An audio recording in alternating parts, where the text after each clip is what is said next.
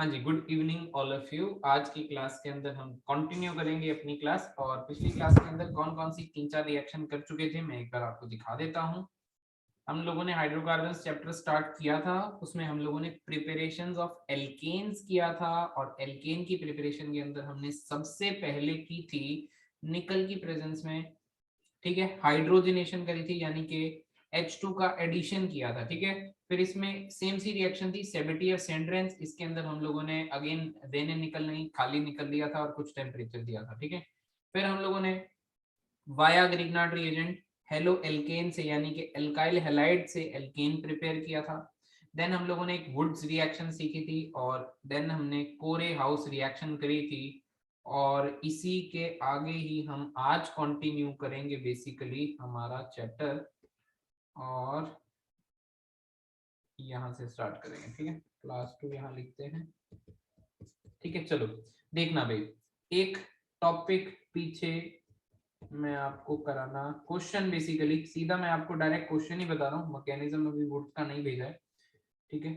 Intramolecular Wurtz reaction, ठीक है, Wurtz reaction करी थी हमने, और अभी क्या करेंगे इंट्रामोलिक्यूलर।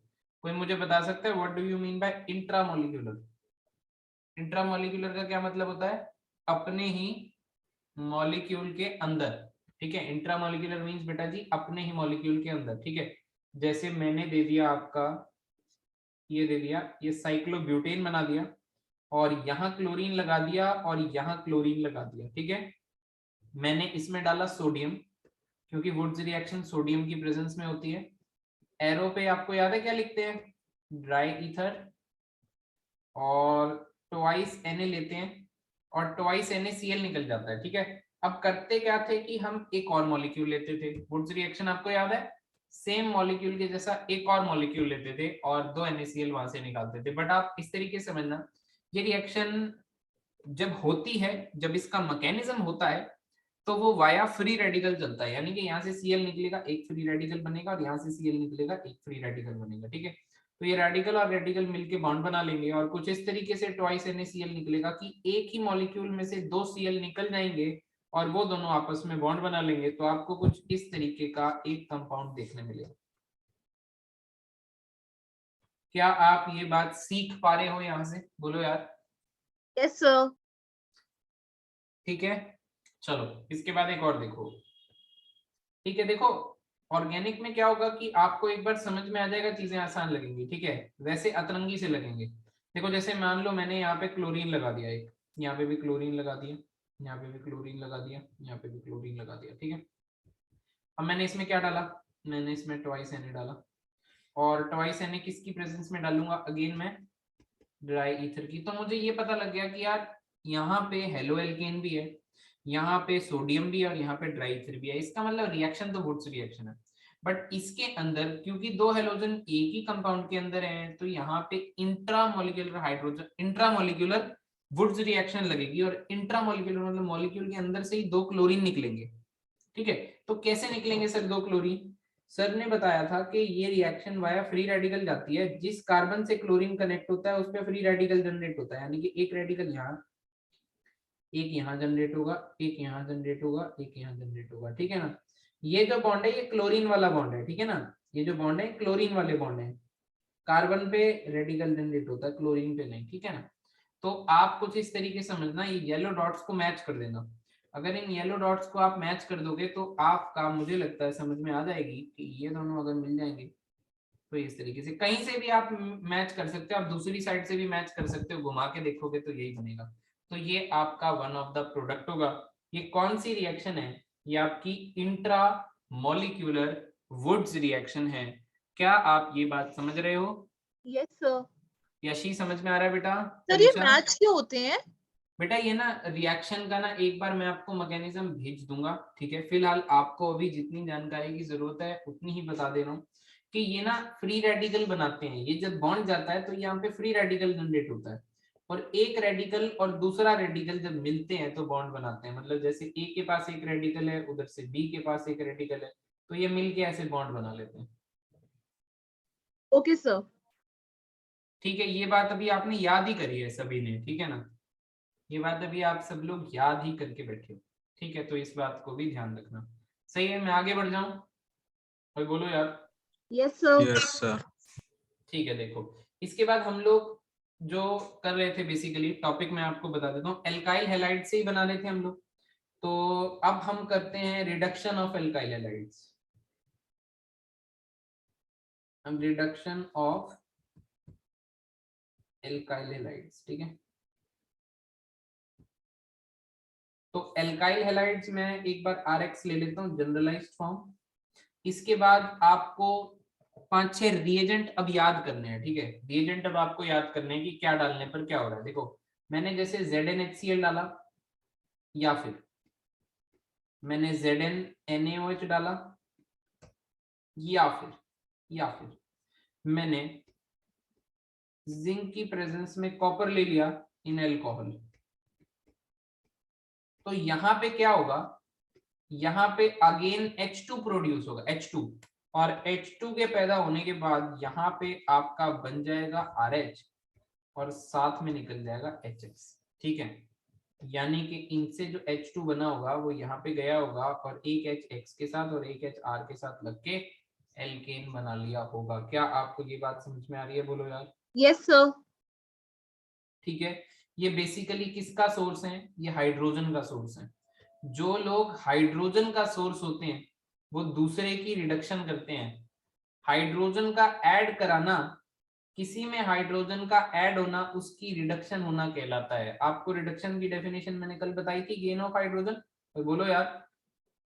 Yes, sir. तो अगर इसमें हाइड्रोजन का एडिशन हुआ है तो इसका रिडक्शन हुआ है, किसने कराया है? ZnHCl ने कराया है। तो ये क्या हो जाएंगे, अपने आप में एक रिड्यूसिंग एजेंट कहलाएंगे। तो ये 3 रिएजेंट सेम ही काम करते हैं, किसमें डल रहे हैं और क्या बना रहे हैं, अभी आपका पर्पस यही है याद करने का। फॉर एग्जाम्पल अगर मैं बोलूं आप लोगों को कि मैंने CH3Cl ले लिया और मैंने ये सब डाल दिया, तो CH3 के साथ H लग जाएगा, यानी कि मीथेन बन जाएगा और साथ में HCl निकल जाएगा। समझ में आ रही है? ऐसा ही एक और पॉइंट आपको याद रखना है। अब ये दूसरे टाइप के एजेंट है बट काम सेम करा रहे हैं। एरो पे मैं लिख दूंगा LiAlH4, या मैं लिख दूं NaBH4, या मैं लिख दूं PH3SNH, ठीक है। ये भी सारे क्या काम करेंगे, ये भी सारे R के साथ में H लगा देंगे, पर ये थोड़ा सा अलग काम करेंगे, इसके साथ X माइनस बाहर हो जाएगा, ठीक है। मैं आपको एक बार दोबारा से बताता हूं ये है क्या। जैसे मान लो LiAlH4, इसका नाम होता है लिथियम एल्यूमिनियम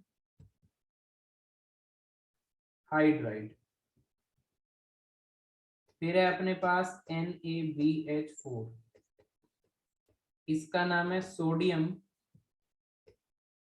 बोरोन हाइड्राइड। फिर है अपने पास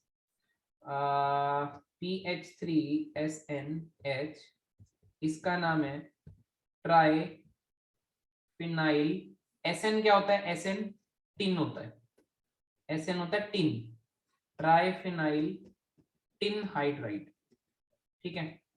अब ये तीनों कौन है? ये तीनों रिड्यूसिंग एजेंट हैं। ये 12th में भी काम आएगा आपका, बट वहां पे आप इनके बारे में थोड़ा सा अलग सीखोगे, ठीक है।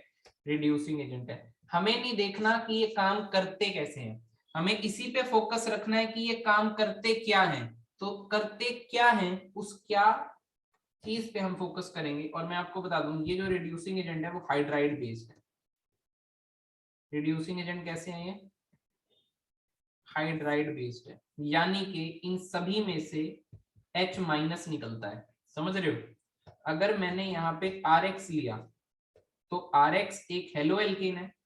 हेलो एल्केन में हेलोजन पे डेल्टा माइनस होता है और कार्बन पे डेल्टा प्लस होता है। साथ में मैंने ले लिया H माइनस। H माइनस कौन है? हाइड्राइड। हाइड्राइड H पे माइनस किसका काम करेगा? न्यूक्लियोफाइल का काम करेगा। कौन होते हैं न्यूक्लियोफाइल? इलेक्ट्रॉन रिच स्पीशीज होती हैं, भर भर के मात्रा में इलेक्ट्रॉन्स होते हैं। ये वहां जाते हैं जहां पे इलेक्ट्रॉन डेंसिटी की कमी होती है, और कहां जाएंगे? इस R पे जाएंगे और यहाँ इसको भगा देंगे और R के साथ क्या लग जाएगा? H और X माइनस लग जाएगा। क्या आपको ये बात समझ में आ रही है? बोलो यार। ये भी Yes, रिड्यूसिंग sir. एजेंट है, ये तीनों भी रिड्यूसिंग एजेंट हैं।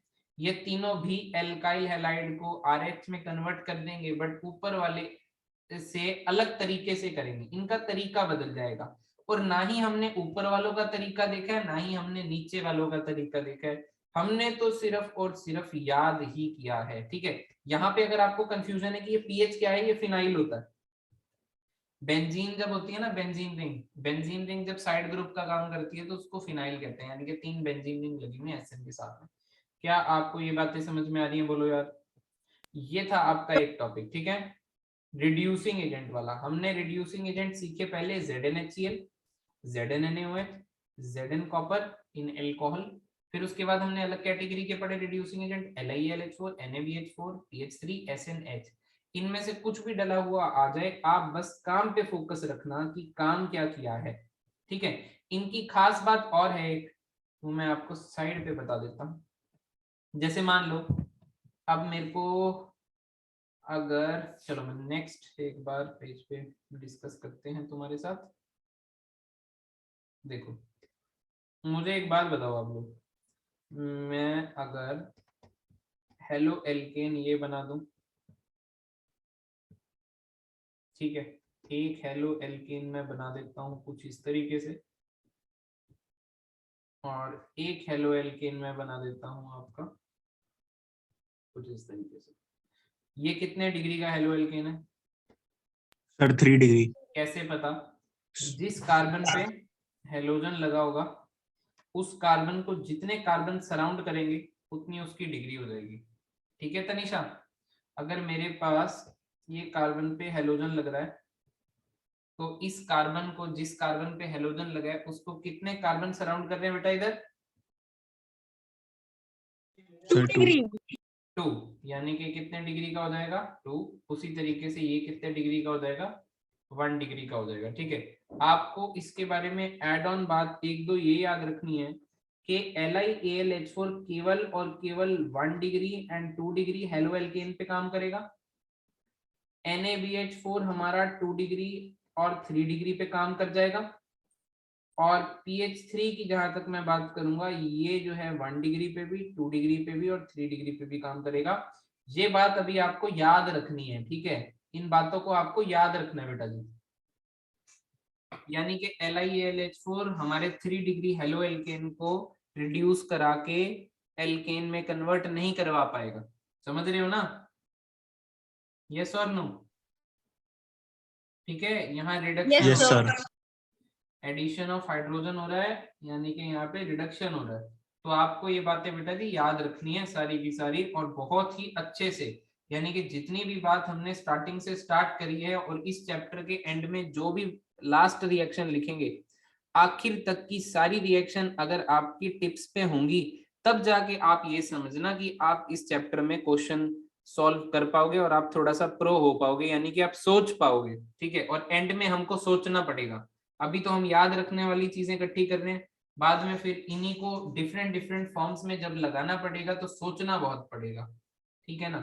तो हम बढ़ते हैं अब आगे। ठीक है, नेक्स्ट रिएक्शन पे आते हैं हम लोग, और नेक्स्ट रिएक्शन भी एल्काइल हैलाइड की ही है। और यहाँ पे मैं आपके पास ले लेता हूं आयोडो इथेन। इसका क्या नाम होगा? Iodo ethane. देखना, अब इसके अंदर ना ये काफी बार आएगा HI। तो HI आप याद रखोगे, HI एक रिड्यूसिंग एजेंट होता है, और मैं रिड्यूसिंग एजेंट को RA लिख रहा हूँ। एक बार लिख देता हूँ आपके लिए मैं यहाँ पे रिड्यूसिंग एजेंट, इसके बाद मैं RA से ही रिप्रेजेंट करूंगा। ठीक है, HI अगर मैं ले लूंगा तो क्या होगा?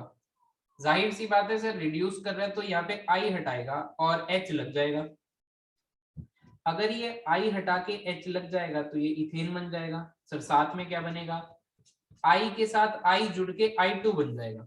ठीक है, अब यहाँ पे एक दुविधा है छोटी सी, वो छोटी सी दुविधा ये है कि काम तो आपका बिल्कुल सही हुआ है, काम तो ये रिड्यूसिंग एजेंट का करता है। कौन? HI।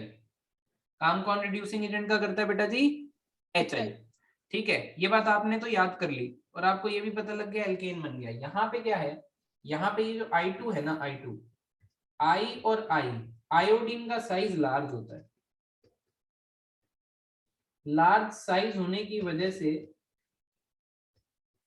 बॉन्ड स्ट्रेंथ जो होती है वो लेस होती है, और लेस बॉन्ड स्ट्रेंथ होने की वजह से ये हाईली रिएक्टिव होता है।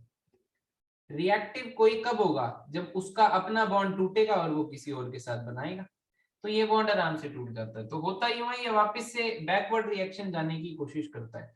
ये बैकवर्ड ना जाए इसलिए मैं इसके अंदर रेड फास्फोरस डाल देता हूँ, थोड़ा सा टेम्परेचर देके। ये रेड फास्फोरस करता ये है कि फास्फोरस I2 के साथ रिएक्ट करता है और PI3 बनाता है। अगर इसको मैं बैलेंस कर दूंगा तो मैं यहाँ पे 3 लगा दूंगा और यहाँ पे 2 लगा दूंगा और यहाँ पे 2 लगा दूंगा, तो कुल मिला के आपके रेड फास्फोरस ने क्या किया? I2 कंज्यूम करवा लिया। I2 consumed by red phosphorus. ठीक है, अगर ऐसा नहीं होता, ठीक है, if we do not add red phosphorus, then a reaction will move backwards.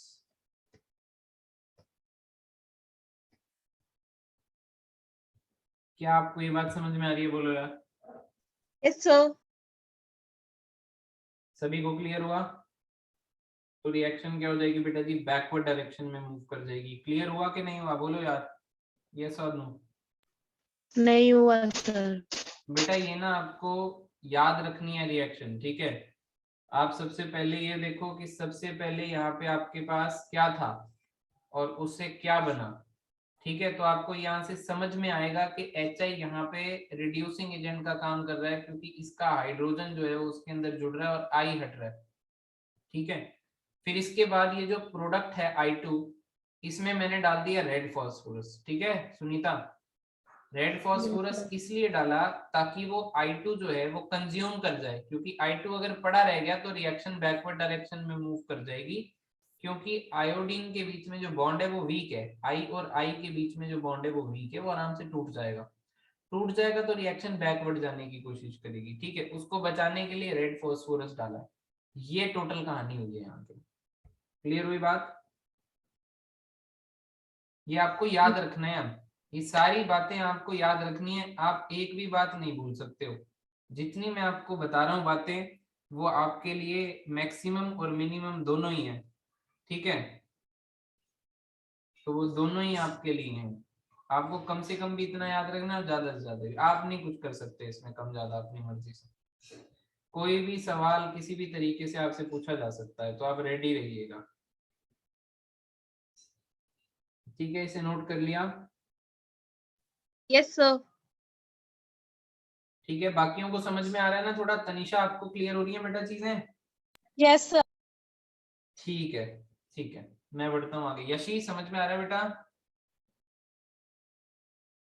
Yes, sir. ठीक है, चलो आगे देखते हैं ना। आगे देखते हैं अपन लोग। और आगे मेरे पास अगली रिएक्शन है फ्रॉम डी कार्बोक्सिलेशन, यानी कि मेरे को कार्बोक्सिलिक एसिड को हटाना है। देखो आप ये देखना, डी कार्बोक्सिलेशन रिएक्शन।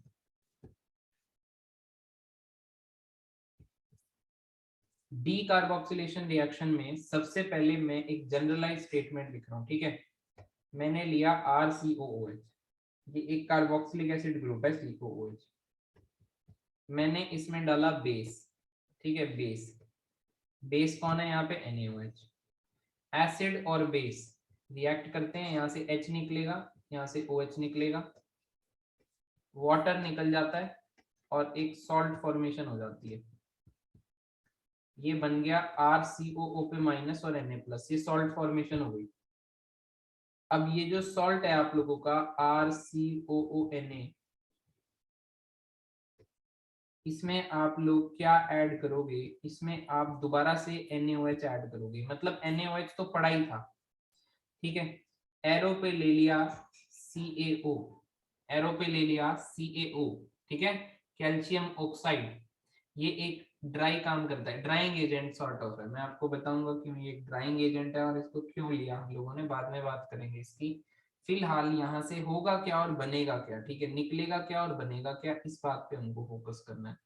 यहाँ पे हम टॉपिक जो पढ़ रहे हैं प्रिपरेशन ऑफ एल्केन पढ़ रहे हैं, इसका मतलब लास्ट में हम एल्केन पे ही पहुंचेंगे। पर ये Na है और यहाँ भी Na है, तो ये Na2CO3 Na2CO3 यहाँ से निकल जाएगा,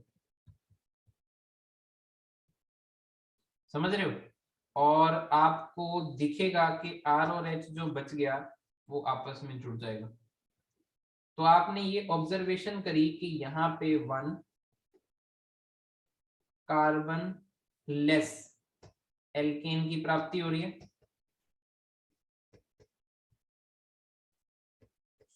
alkene is formed from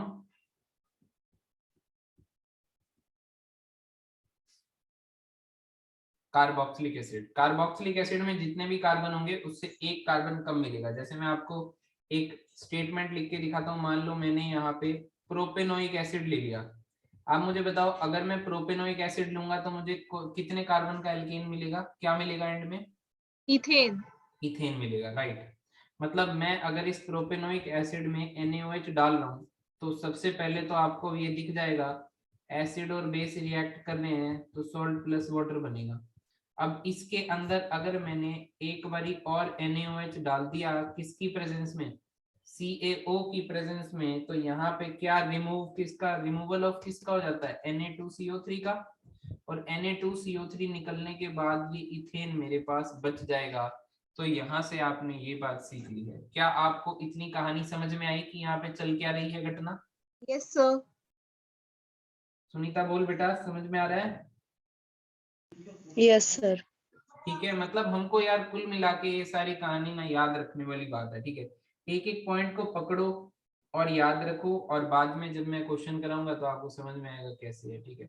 name reaction के तौर पे भी आती है कि डीकार्बोक्सिलेशन रिएक्शन आप लोग लगाओ, तो आपको ये दोनों स्टेप ऐसे लिखने पड़ते हैं इस तरीके से, या आप एक स्टेटमेंट बना के पूरा का पूरा ऐसे मॉलिक्यूल लेके दिखा के कर सकते हो, ठीक है। या छोटे छोटे कई बार क्वेश्चन बन जाते हैं, ठीक है। इसमें आपको कहानी याद रखनी है कि NaOH और CaO को हम लोग 3:1 के रेशियो में लेते हैं, थोड़े टेम्परेचर पे लेते हैं, तो टेम्परेचर मेंशन करना बहुत ज्यादा जरूरी नहीं है, ठीक है। इसके बाद इसमें आपको एक बात याद रखनी है कि calcium oxide helps keep NaOH dry. ये पॉइंट आपको ध्यान रखना है इसमें, ठीक है। CaO क्या काम के लिए डाला है, CaO हमने इसलिए डाला है ताकि ये जो NaOH आपका यहाँ पे है वो पानी के अंदर डिजोल्व भी ना हो जाए। देखो सेकंड स्टेप में मुझे ये NaOH यूज करना है और ऊपर आपको पानी मिल रहा है वाटर, तो NaOH और वाटर की ना रिएक्शन हो जाती है, यानी कि NaOH वाटर में ना सॉल्यूबल हो जाता है। तो मुझे ये बचाव करना है कि NaOH मेरा H2O में सॉल्यूबल ना हो। क्या आपको ये बात समझ में आ रही है? तो CaO जो है वो क्या काम कर रहा है, ये आपका ड्राइंग एजेंट है, एक तरीके से थोड़ा माहौल को ड्राई रखता है ताकि मॉइस्चर एब्जॉर्ब करता है एक तरीके से CaO, ताकि NaOH कहीं गलती से भी पानी के साथ रिएक्ट करके डिसॉल्व ना हो, नहीं तो Na2CO3 नहीं निकलेगा और आपको आपका एल्केन नहीं मिल पाएगा। I hope you are getting my point. This reaction is called decarboxylation और ये फेवरेट है बहुत से स्कूलों की, एक नंबर में पूछते हैं, तो आपको ये पूरी स्टेटमेंट लिखनी आनी चाहिए, दैट्स इट। दूसरा, कभी कभी मेरे काम भी आ जाती है कन्वर्जन्स वगैरह के अंदर, वो फिर आप मेरे से बाद में सीखोगे, जब हम 50-100 रिएक्शन कर लेंगे उसके बाद हम कन्वर्जन करेंगे, देखेंगे कैसे किसको कहाँ लगाना है। बट इसमें याद रखने का बहुत कुछ है यार, तो आप प्लीज याद रखिए, रोज इसको पढ़िए, ठीक है। चलिए मैं बढ़ता हूं अब आगे। मतलब इसमें हाईलाइटेड स्टेटमेंट जो थी वो मैंने एरो से बना बना के, ठीक है, ये सारी बातें लिख रखी हैं कि आपको कहीं पता लगे कि एक कार्बन कम एल्केन बनाना है, ठीक है, तो आपको समझ में आ जाना चाहिए कि आपको क्या करना है फिर, ठीक है। चलो, जैसे डीकार्बोक्सिलेशन के साथ ही एक और रिएक्शन आती है हमारे पास, that reaction is known as pole base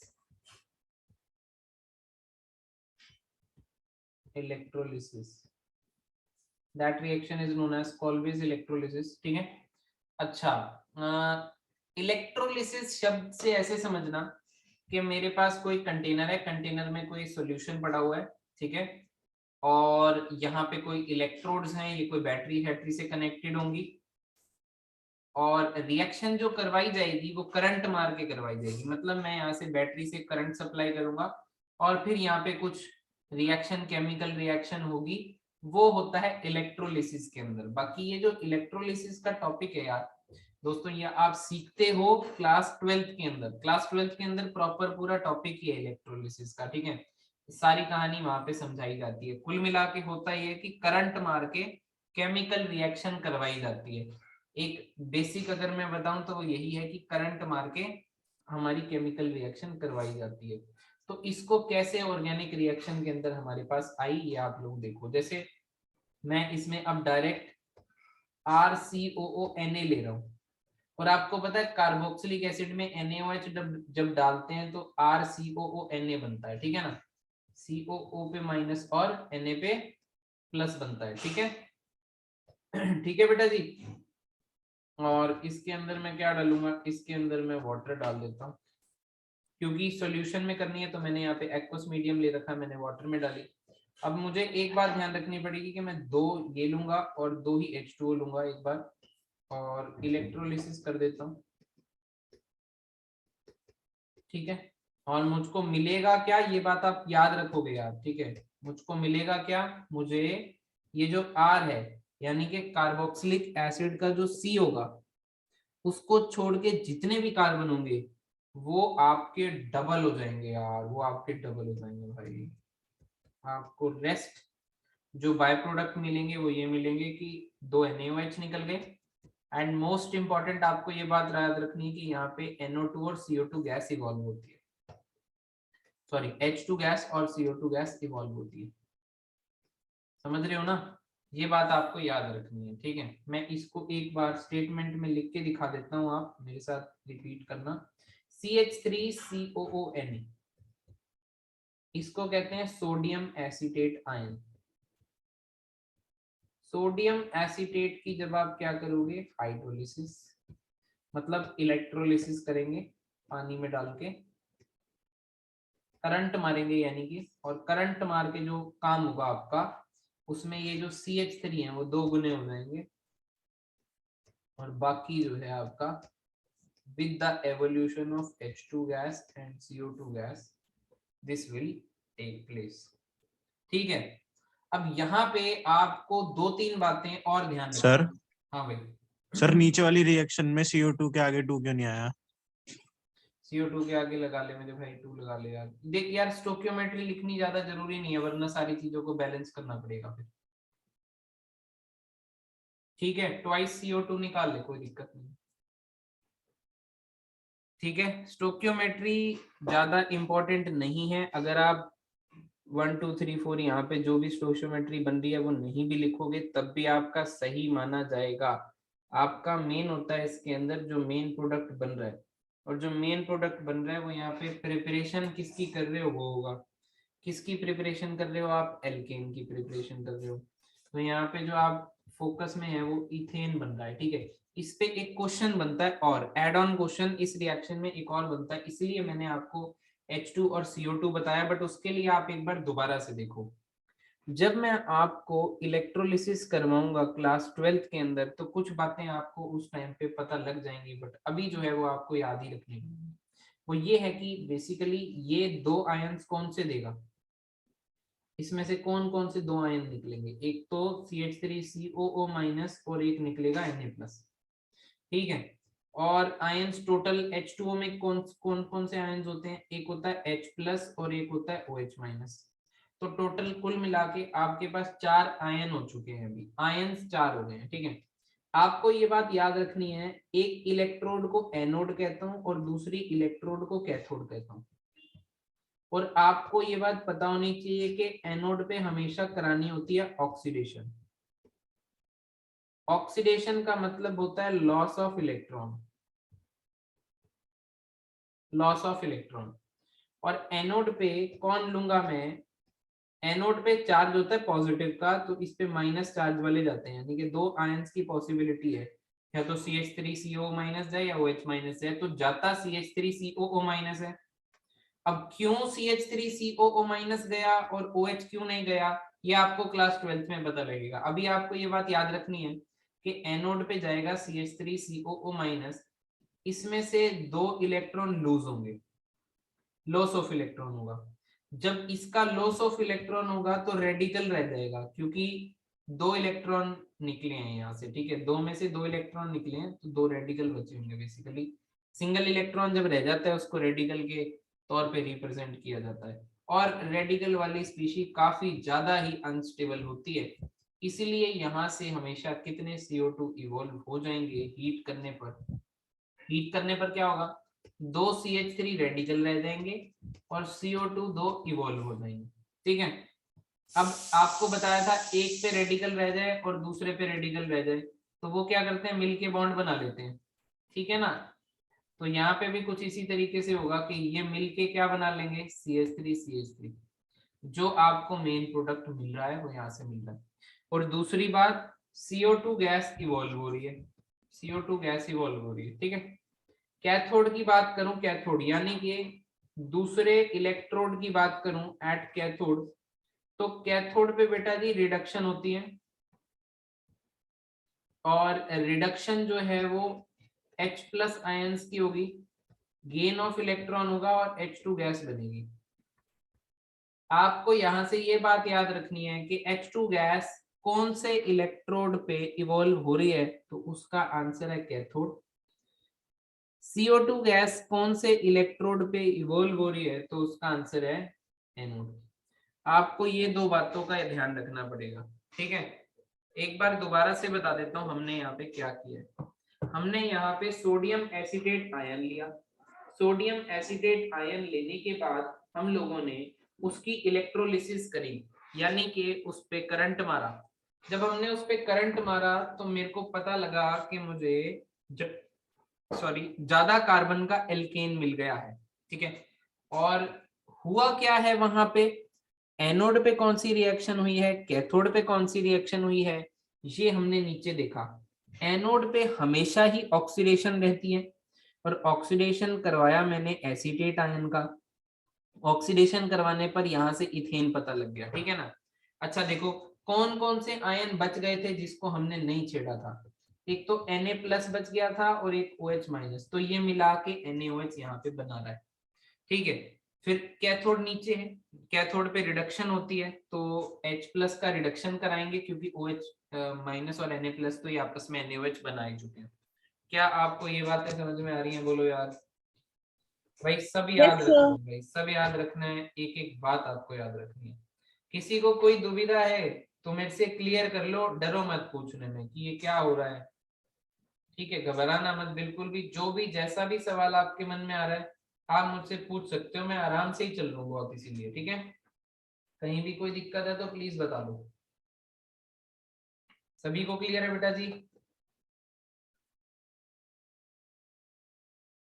ये याद कर लोगे, Yes, sir. जितनी बातें मैं आपको बता रहा हूँ ना, ये सारी बातें आपको याद रखनी है और बहुत ही अच्छे से याद रखनी है, ठीक है। क्लियर है सभी को? Yes, sir.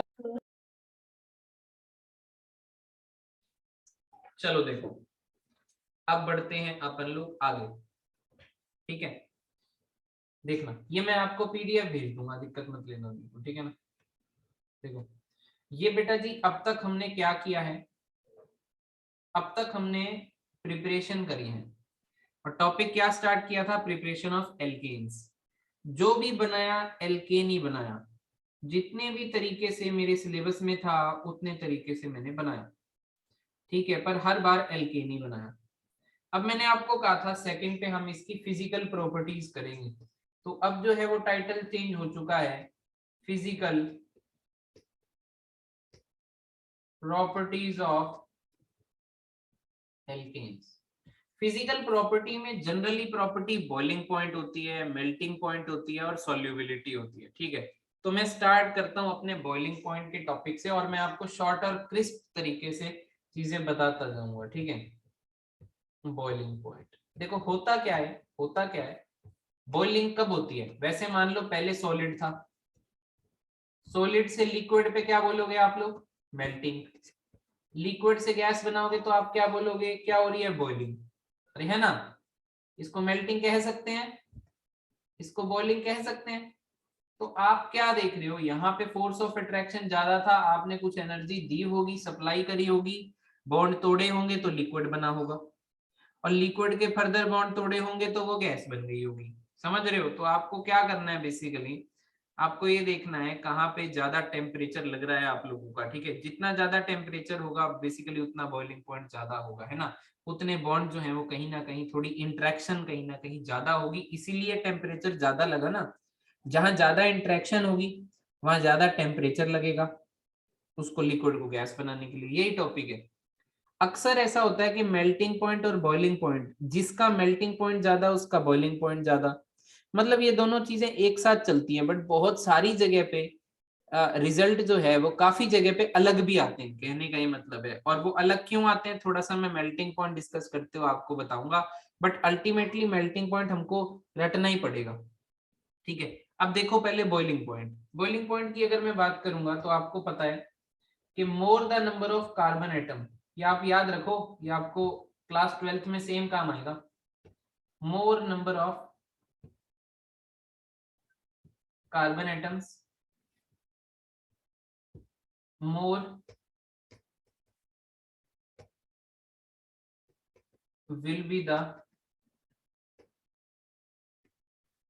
interactions, therefore more will be the boiling point। जितने ज्यादा कार्बन एटम होंगे उतना ज्यादा बॉइलिंग पॉइंट होगा, ठीक है?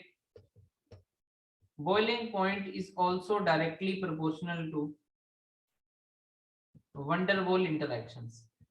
वंडरवॉल इंटरैक्शन सभी को याद होनी चाहिए, सबसे वीक इंटरैक्शंस जो होती हैं वो वंडरवॉल इंटरैक्शंस होती हैं, ठीक है?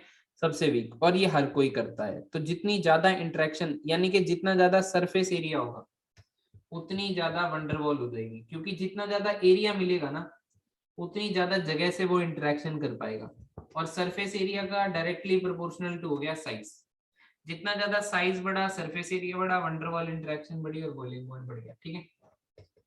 कभी अगर फंक्शनल ग्रुप चेंज हो जाए, वैसे तो हम एल्केन्स के बारे में पढ़ रहे हैं और कुछ नहीं पढ़ रहे, तो चलो मैं एल्केन्स के पॉइंट ऑफ व्यू से ही बात करता हूँ खाली, ठीक है? Boiling point is inversely proportional to branching होता है, और इस पे क्वेश्चन पक्का आएगा, ठीक है? चलो मैं एग्जांपल लेता हूँ। एक एग्जांपल के तौर पर मैंने लिया प्रोपेन। प्रोपेन होता है 5 कार्बन का एल्केन, मैंने लिया प्रोपेन। ब्रांचिंग का मतलब होता है कि एक कार्बन को दूसरे कार्बन के ऊपर चढ़ा दो।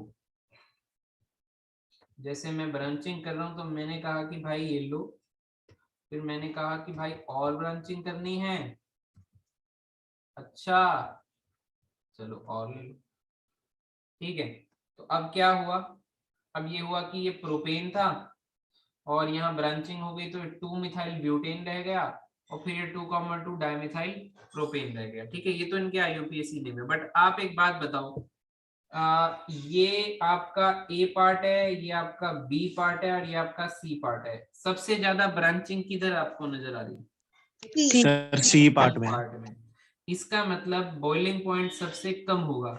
वजह वजह यूं है कि यहाँ पे सरफेस एरिया ज्यादा है इंटरेक्शन करने का, और सबसे वीक इंटरेक्शंस करते हैं ये लोग, यो की होती है वंडरवॉल। और यहाँ पे लास्ट वाले में आप देखोगे कि एक कार्बन तो बिल्कुल ही बीच में घेर लिया, वो तो इंटरेक्शन कर ही नहीं पाएगा जो बीच में है, केवल 4 ही पार्टिसिपेट कर पाएंगे इंटरेक्शन में, तो इंटरेक्शन का मैग्नीट्यूड विद ब्रांचिंग क्या हो जाता है? कम हो जाता है। तो ये जो ऑर्डर था वो आपका किसका था? बॉइलिंग पॉइंट का था, ठीक है? क्या आपको ये बात समझ में आ रही है? बोलो यार। सर पहले वाले का नाम पेंटेन होगा। अरे भाई यस इट इज, पेंटेन होगा। प्रोपेन पता नहीं क्यों बोला हमने, 5 कार्बन है, पेंट बोलते हैं तो पेंटेन होगा, राइट? ठीक है। सेकंड वाले का क्या नाम होगा? 2 मिथाइल ब्यूटेन। बोला मेरे ख्याल पेंटेन ही था कि प्रोपेन ही बोल रहे थे इतनी देर से, ठीक है? लिख प्रोपेन गया, कोई बात नहीं। इसका नाम क्या होगा? 2,2 डाई मिथाइल, ये होगा बेटा प्रोपेन। ठीक है, चलो नाम आपको पता है यार, आते हैं, कितना सिखाया है आपको नाम करना। ठीक है, तो इतना काम आप कर लोगे खुद से, राइट।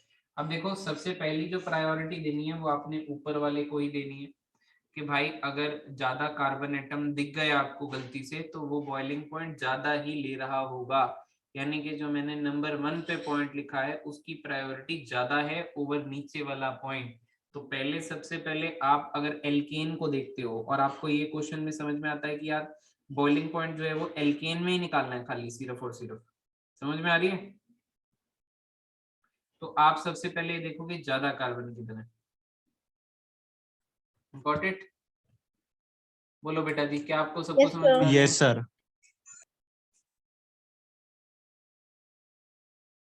ठीक है, ठीक है, ठीक है, ठीक है। अरे तुम क्या बातें लगे हुए हो सुनीता? Sorry sir. देख के टेक्स्ट भेज और पढ़ ले इधर ध्यान से, पता नहीं कहाँ ध्यान है। देखो इधर, सुनो मेरी बात सुनो, मैं बढ़ रहा हूँ आगे। ठीक है, तो ये बॉइलिंग पॉइंट का टॉपिक था, ये विद रिस्पेक्ट टू एल्केन बातें करी गई हैं। ठीक है, इसके बाद मैं बढ़ रहा हूँ अपने नेक्स्ट टॉपिक पे, और मेरे नेक्स्ट टॉपिक का नाम है मेल्टिंग पॉइंट। नेक्स्ट टॉपिक का नाम है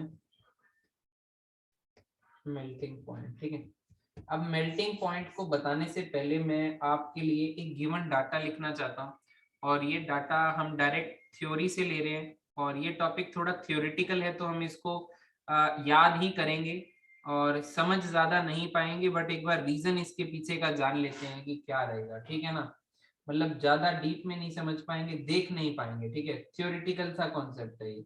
डाटा दिया है मेरे पास एक, और डाटा आपको बिल्कुल भी नहीं रटना, ये सिर्फ समझाने के लिए लिख रहा हूँ, आपसे कोई नहीं पूछेगा कि इनका मेल्टिंग पॉइंट क्या था।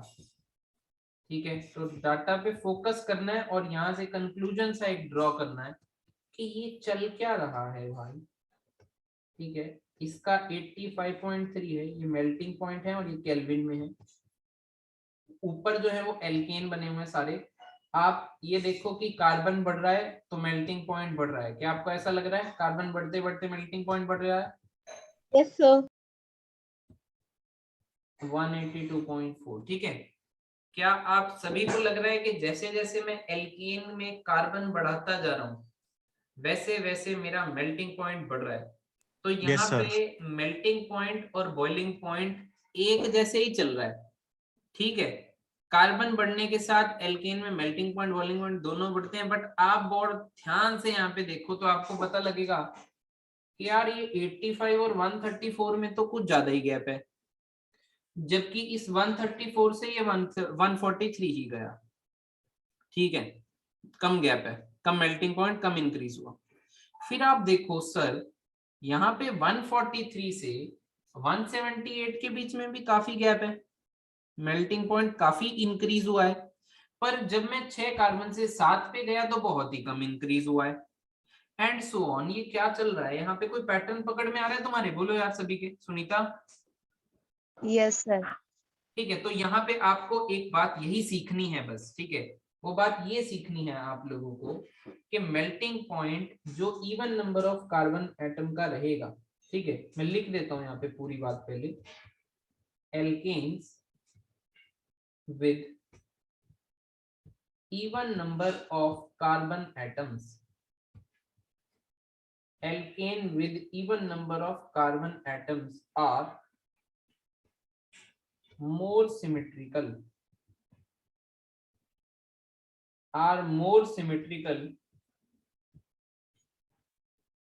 than those containing odd number of carbon atoms, and hence pack closely, packing अच्छी होती है उनकी, इन क्रिस्टल लैटिस। ठीक है, इसका मतलब मैं आपको अभी समझा दे रहा हूं। therefore alkanes with even number of carbon atoms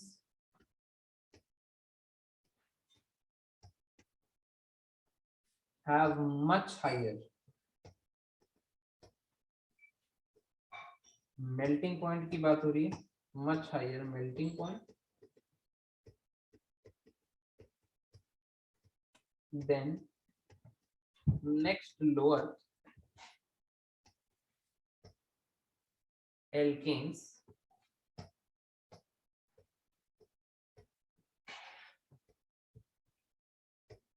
with odd number of carbon atom. देखो पहली बात तो आपको याद रखनी है कि कार्बन बढ़ने के साथ साथ मेल्टिंग पॉइंट बढ़ेगा और वो आपको दिख भी रहा है। पर दूसरी बात आपको ये याद रखनी है यहाँ से कि जो even number of carbon atom होगा, जैसे इवन नंबर 4 है, जैसे 1 2 3 4, तो इसमें देखा गया कि जब इवन नंबर ऑफ एल्केन अपनी सॉलिड फॉर्म में था तो सॉलिड फॉर्म के अंदर यहाँ पे पैकिंग का बहुत रोल आ जाता है। बेटा पैकिंग होता है जिस स्ट्रक्चर में जिस तरीके से वो पैक है, अगर अच्छे तरीके से मॉलिक्यूल पैक है तो उसको तोड़ने में, उनकी इंटरेक्शन को ब्रेक करने में ज्यादा मेहनत लगती है, ठीक है ना।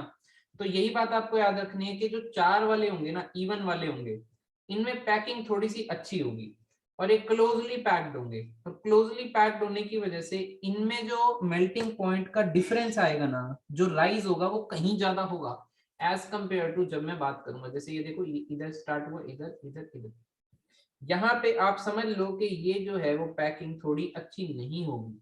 ये हम ऐसे नहीं देख सकते बट आप समझ ही सकते हो कि यहाँ पे पैकिंग अच्छी नहीं होगी, not packing not efficient, packing not good या एफिशिएंट, कुछ भी लिख सकते हो, ठीक है ना।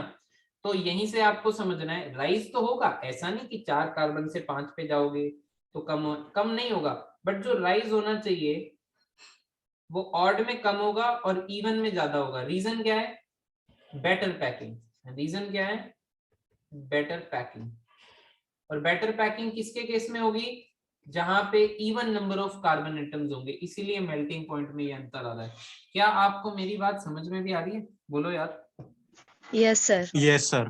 ठीक है, और ये ना पेपर में जरूर पूछते हैं, सब्जेक्टिव पेपर का फेवरेट क्वेश्चन है एल्केन का मेल्टिंग पॉइंट का। तो आपको यहाँ पे यही बस जो मैंने बात लिखी है उस बात को आपको लिखना होता है, और तो कोई बात नहीं।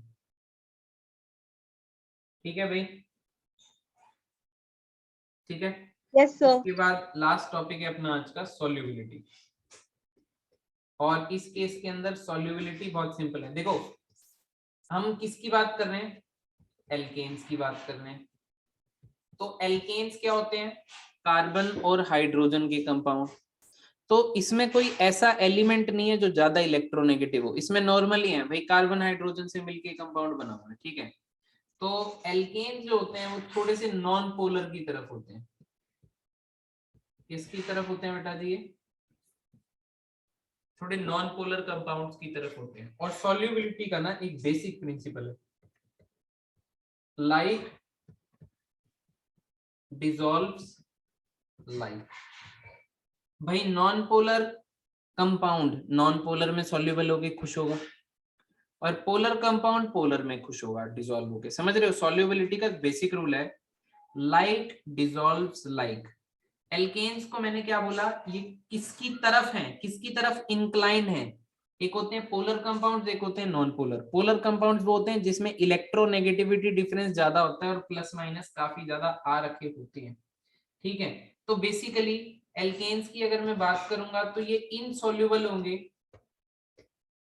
In polar solvents like water. पानी H2O से बना है, ऑक्सीजन काफी ज्यादा इलेक्ट्रोनेगेटिव है सर, एल्कोहल एटसेट्रा। एल्कोहल में भी ROH OH ग्रुप आ गया, ऑक्सीजन आ गया, इलेक्ट्रोनेगेटिव है, ठीक है। और सॉल्युबल किस में होंगे? Soluble in non polar solvents like ether. Ether में बीच में ऑक्सीजन होता है बट इसकी इलेक्ट्रोनेगेटिविटी कम होती है। देखो जहां देखो कोई भी परफेक्टली नॉन पोलर नहीं होगा, ठीक है ना, नॉन पोलर की तरफ होगा। इसमें हम परसेंटेज के हिसाब से देख लेते हैं, ठीक है, थोड़ा सा। तो ईथर जो है वो नॉन पोलर की तरफ है। बेंजीन हो गया, कार्बन हाइड्रोजन से ही बना है, ये भी नॉन पोलर की तरफ होगा। CCl4 हो गया, कार्बन टेट्राक्लोराइड, ये नॉन पोलर होता है, आपको याद है ना, इसमें डायपोल मोमेंट 0 निकाला हुआ है अपने केमिकल बॉन्डिंग चैप्टर में। तो यार ये सॉल्युबिलिटी का बेसिक फिनोमिना है, लाइक डिसॉल्व्स लाइक का, और कई बार किस्मत अच्छी होती है, इस पे भी 1 नंबर का क्वेश्चन आ ही जाता है। ठीक है, तो ये कर ली हम लोगों ने फिजिकल प्रॉपर्टीज, और आगे बढ़ेंगे हम नेक्स्ट क्लास में विद माय केमिकल रिएक्शंस। तो आज के लिए दोस्तों इतना ही है अपने पास।